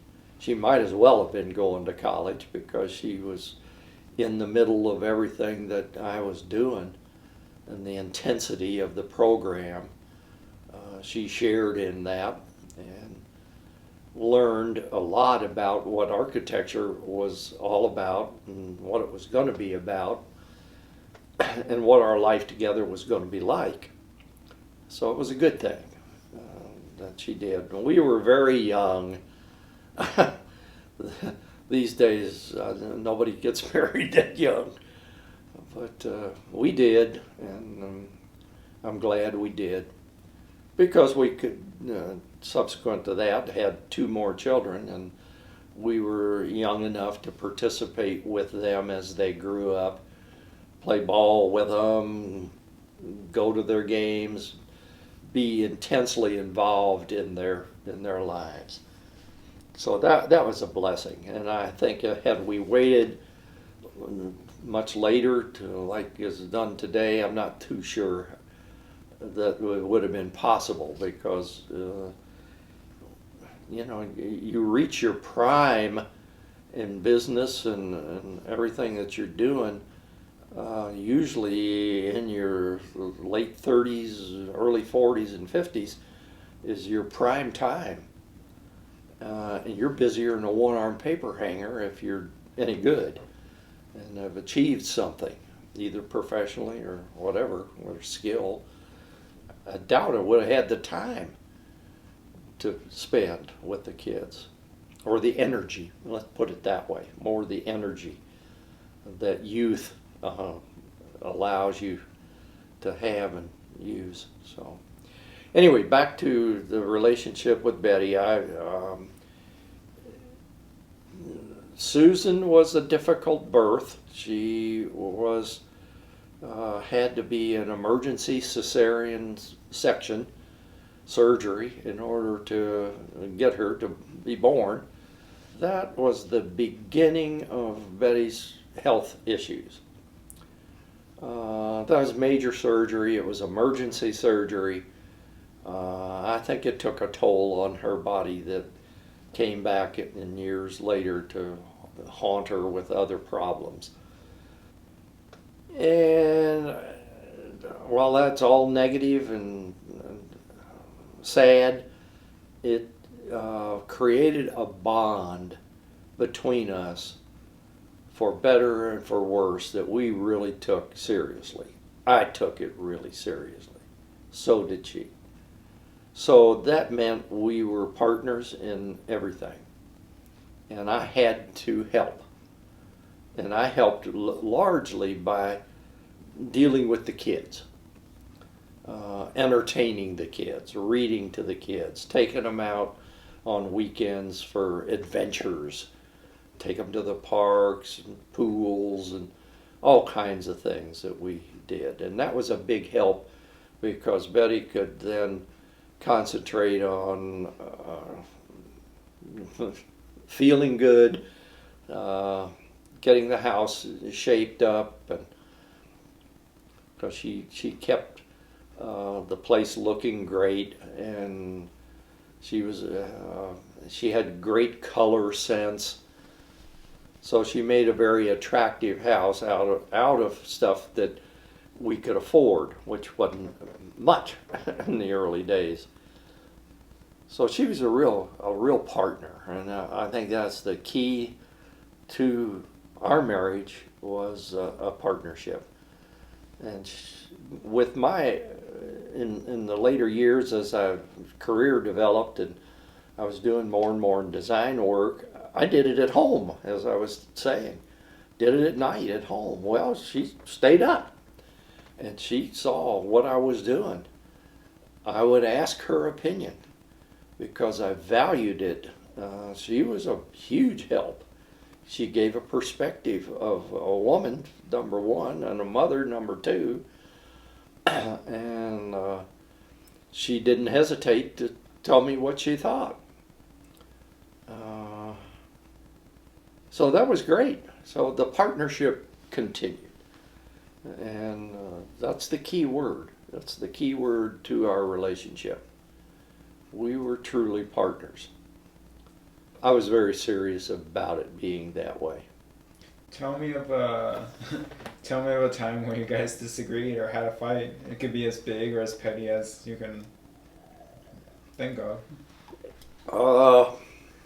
Probably it was when I got so involved in the national level of AIA.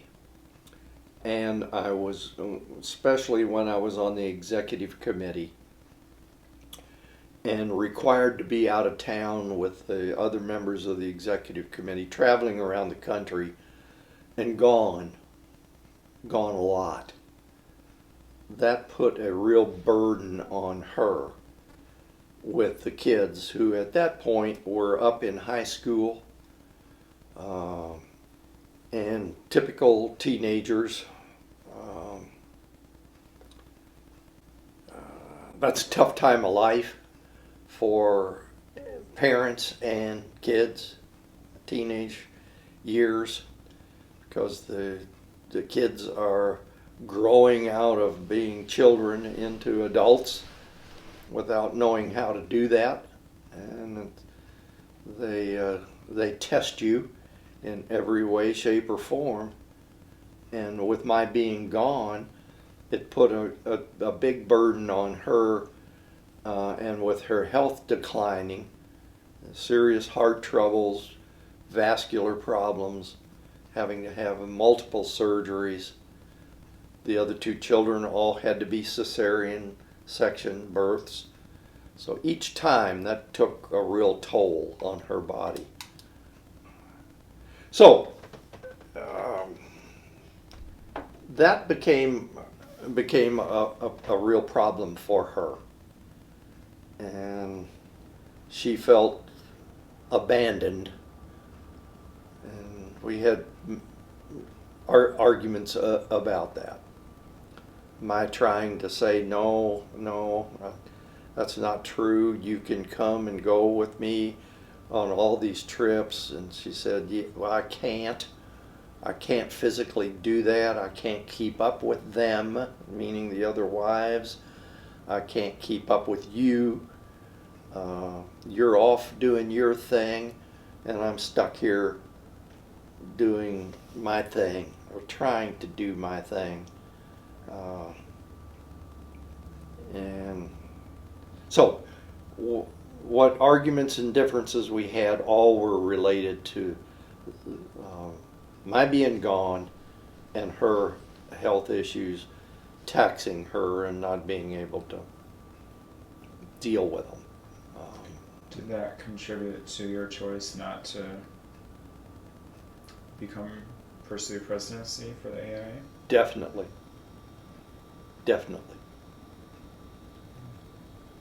Yeah, because I would have, if I was gone with the executive committee, if I was president, I'd been gone all the time, every week.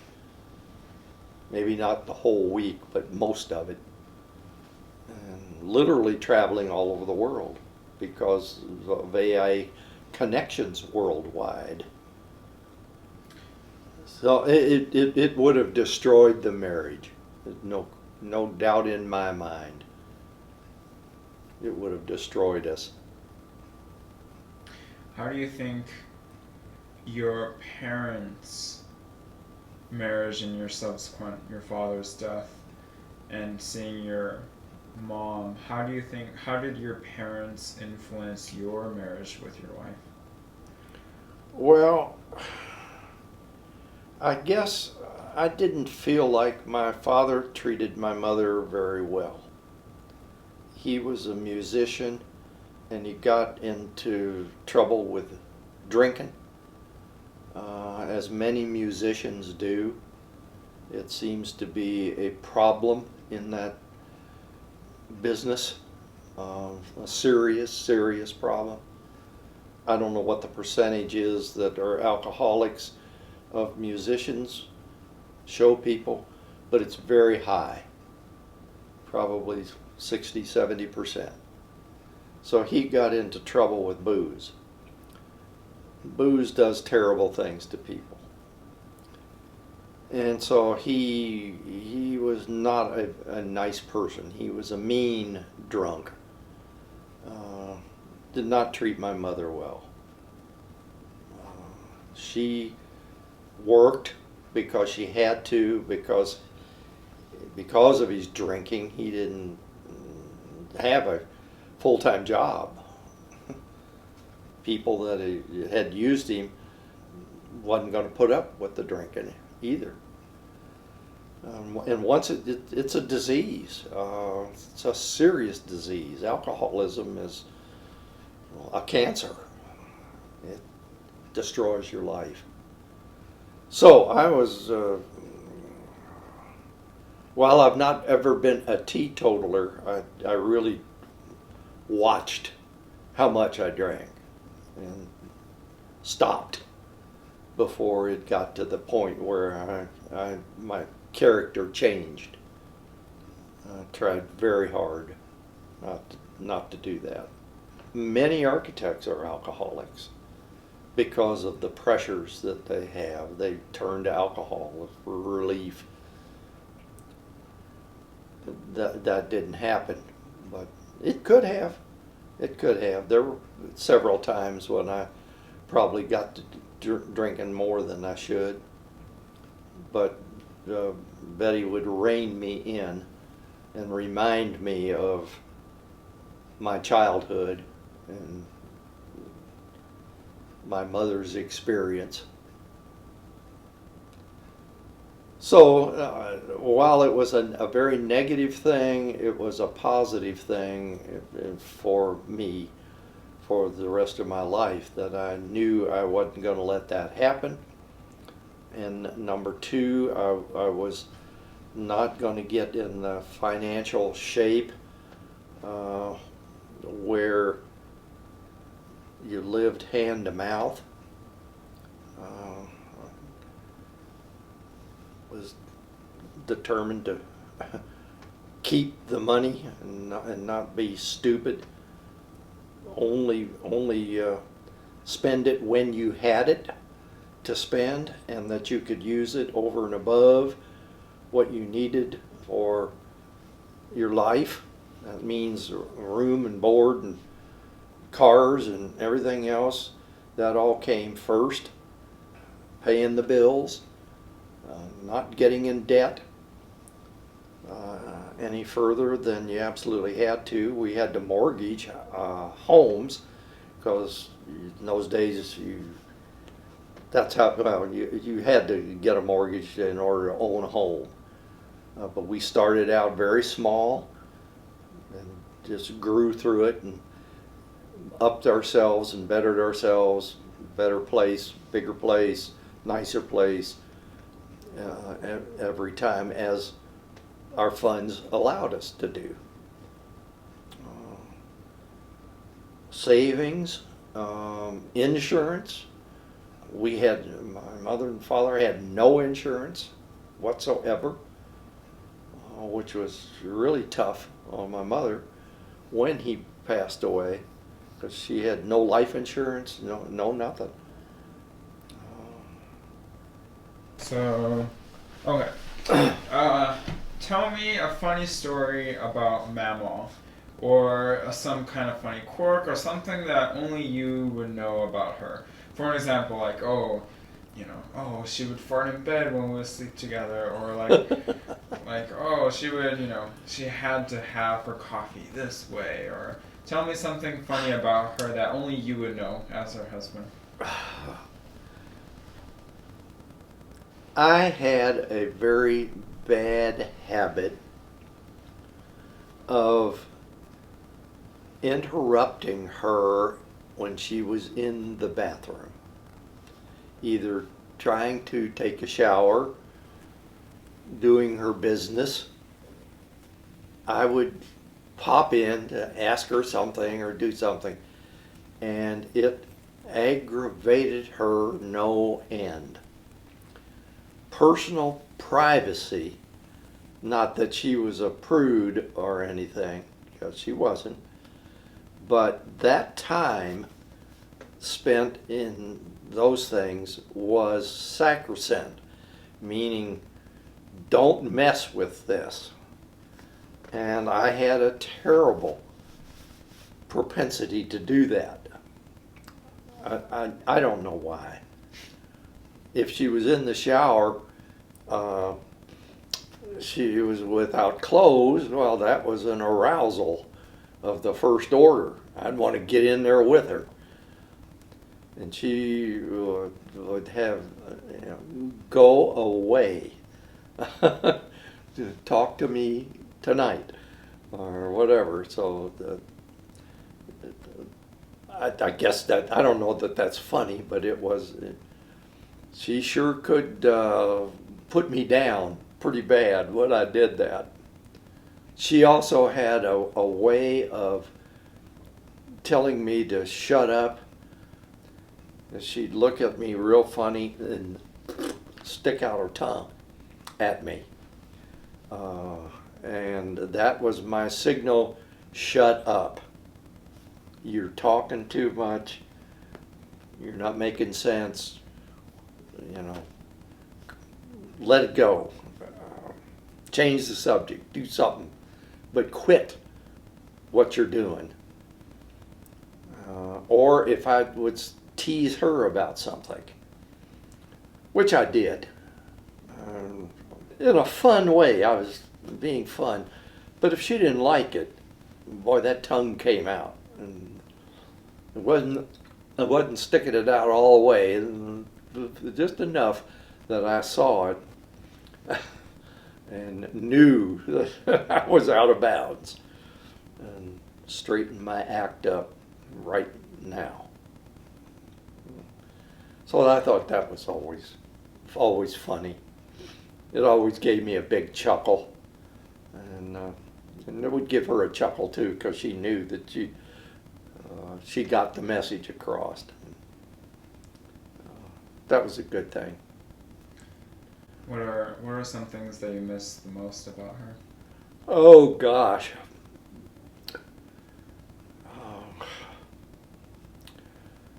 Just having somebody that you can talk to at any time,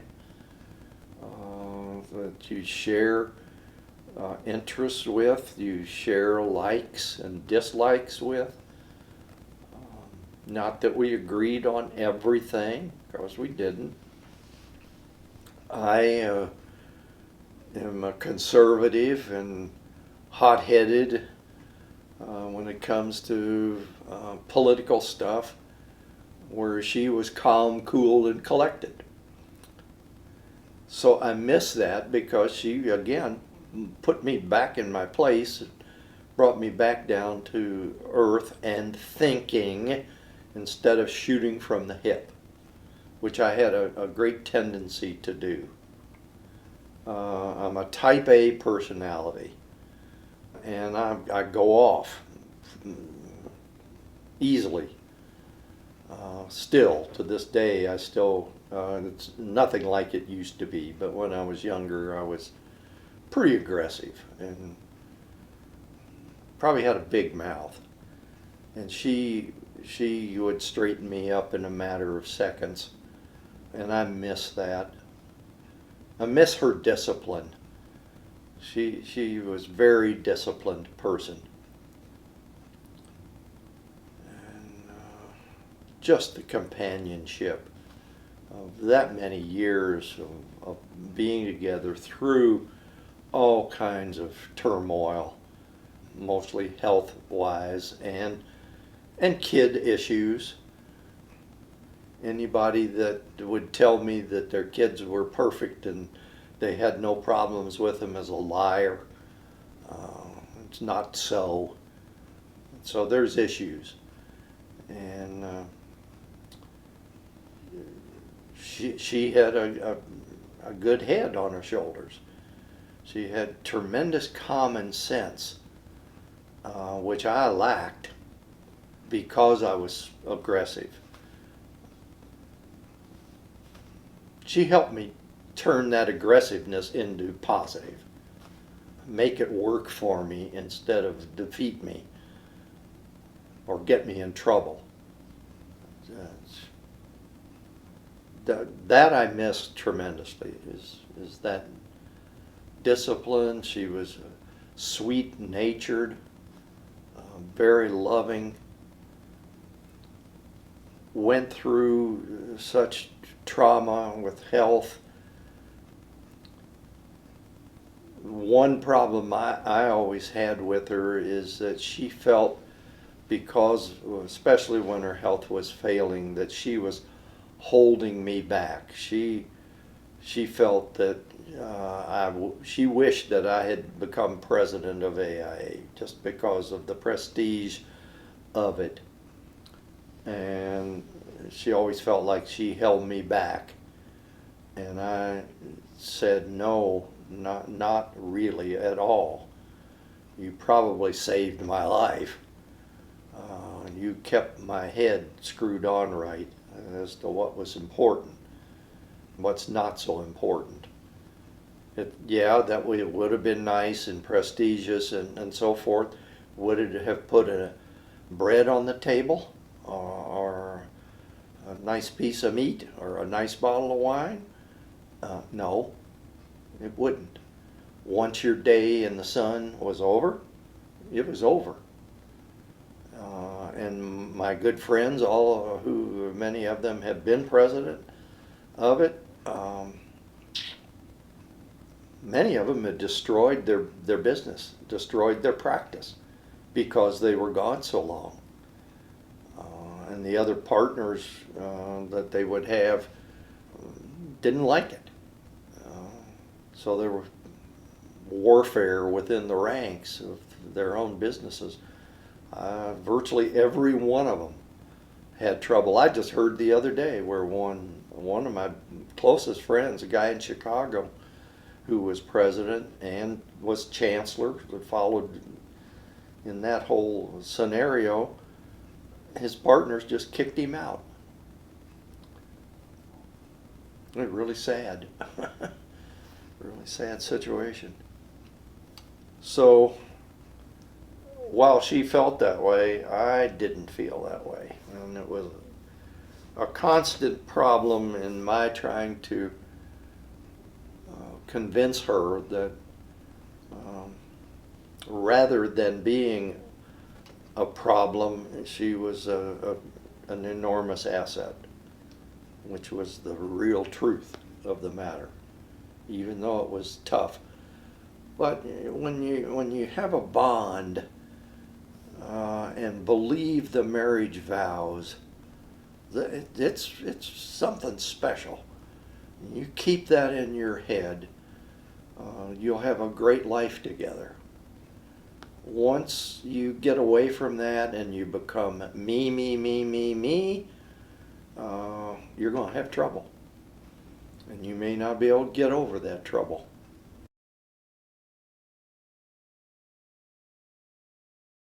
Can you tell me how?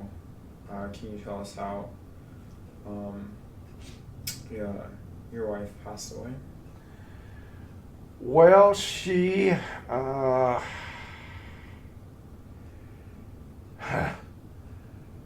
had been a smoker.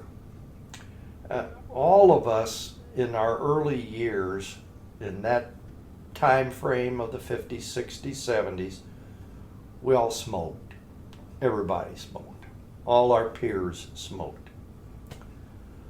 I smoked, and I quit because I knew it was just a habit, and I really didn't enjoy it. So I quit. She couldn't. Nicotine is incredibly addictive, and she just couldn't kick it, even with all kinds of health problems. Well, tobacco causes lung problems of the first order and heart problems of the first order. It causes vascular problems. The veins and arteries shrink in size. Well, at some point they begin to block. Cholesterol builds up in them, and if they've shrunk because of smoking, then you've got strike one, strike two, almost strike three before anything else, and you get in trouble. And she got in trouble. She had vascular problems. She had several major artery bypasses, carotid artery bypasses, open heart surgery, and the whole time after most of that, she still smoked.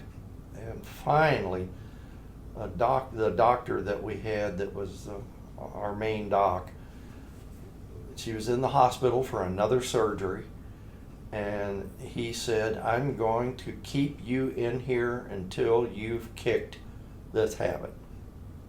It's killing you.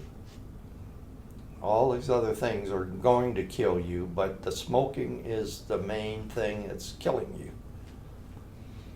And she quit finally, but the damage was done to the lungs. Her lungs looked like a coal miner's lungs, black inside. What that does, the sacs that contain the oxygen and blood goes through it and picks up that oxygen, distributes through the body,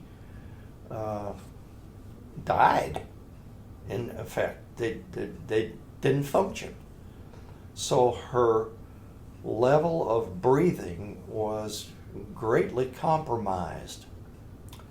And over time, that just kept getting worse and worse and worse. Breathing was a big problem.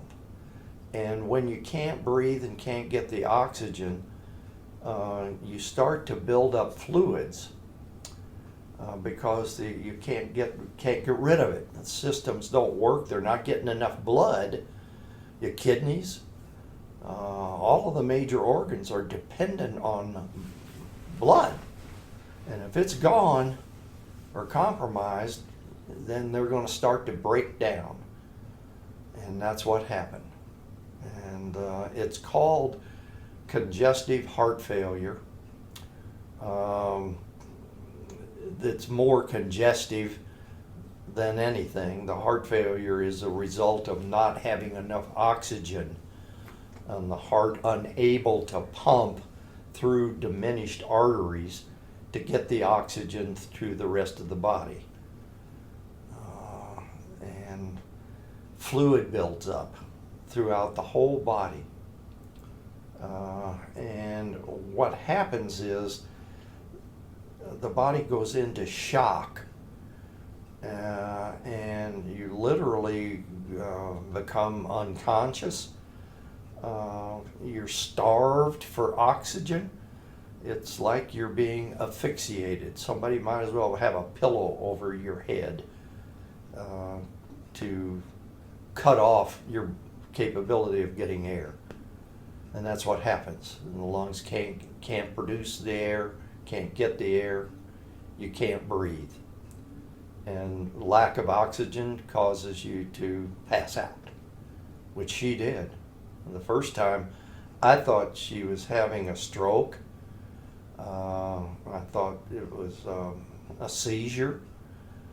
I didn't know what it was, but it happened more than once. And had to rush her to the hospital. Anyway, that didn't get any better. There actually is no cure, except maybe a lung transplant. I'm not sure she could have survived that. So it just got worse and worse, and she went to have an arteriogram. She had one of these episodes and had been in the hospital and had to have a respirator, which is a tube that goes down the throat and blows up the lungs with pressure, air from the outside, from a machine. The machine doing the breathing for you. She had come home from that, the first time that had happened. And we were concerned that there was more heart damage.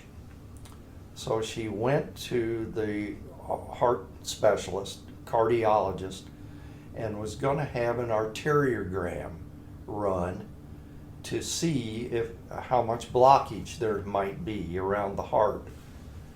And when she went to do that, she had a major seizure attack, passed out right there in the doctor's office before the test could be run, rushed to the hospital, and then 8 weeks later passed away from continued episodes of strangulation, drowning. She drowned, virtually.